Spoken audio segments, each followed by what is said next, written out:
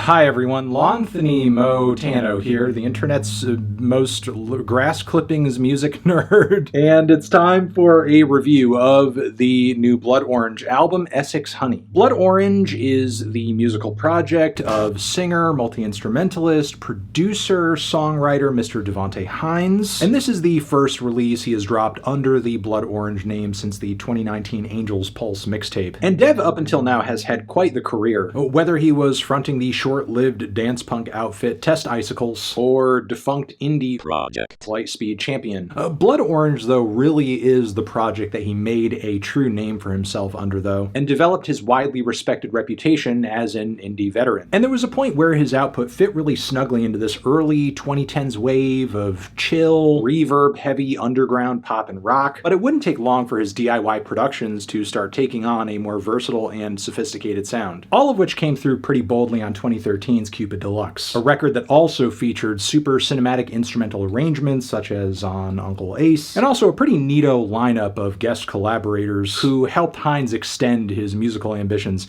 even further, whether it's Caroline Polachek or UK rapper Skepta. From here, Devonte continued to cast a pretty wide creative net, with two more albums that featured really lush, winding track lists that were both as immersive and unapologetically authentic as like a great Prince album. His last full-length LP so far has easily been my favorite, and even some of his older works that previously I had been skeptical of have been growing on me as of late. I should also note that Devonte's many collaborations extend far outside of his own discography too. He is truly an artist's artist, with his talents being pretty widely recognized by a surprising roster of musicians. He had production credits all over Solange's breakout True EP back in 2012. He's done work on Danny Brown's You Know What I'm Saying, as well as Mariah Carey's 2018 Caution album. He's worked with Carly Rae Jepsen, A$AP Rocky, The Avalanches, Turnstile. He's done soundtrack work, Broadway stuff. I mean, his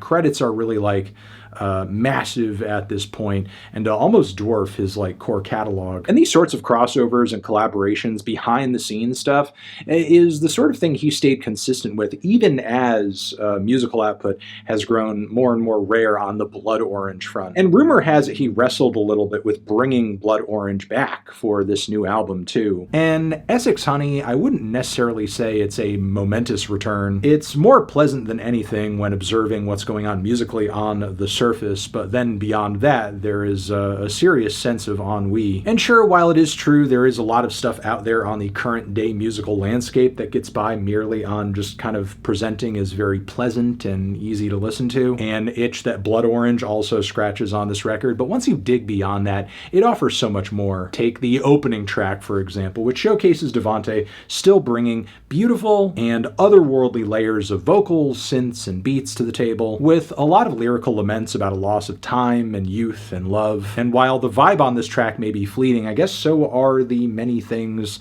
that are being sung about on this track too. The bulk of the record from here is loaded with more spacey, flowery abstractions than funky pop confrontations when looking at, you know, kind of comparing the production and songwriting from this to Dev's last full-length LP. Thinking Clean, for example, is one of many tracks on this record that really takes its sweet time building up from some very bare bones beats and keys and vocals. Things eventually progress toward a pretty groovy finish with some stunning melodies laced into the mix. However, once that drop really establishes itself, the song doesn't last much longer from there, and there are several moments on this LP that do leave me wanting just a bit more as a result of that, even with Dev doing his best occasionally to work in an abrupt piano or cello transition to bring us to the next moment on the LP. There's still a refinement and a beauty to these tracks I can't really deny though. I think the most shining example of all of them is The Field, which has some amazing vocal lines in it from longtime collaborator Caroline Polachek. This track just like instantly transports me to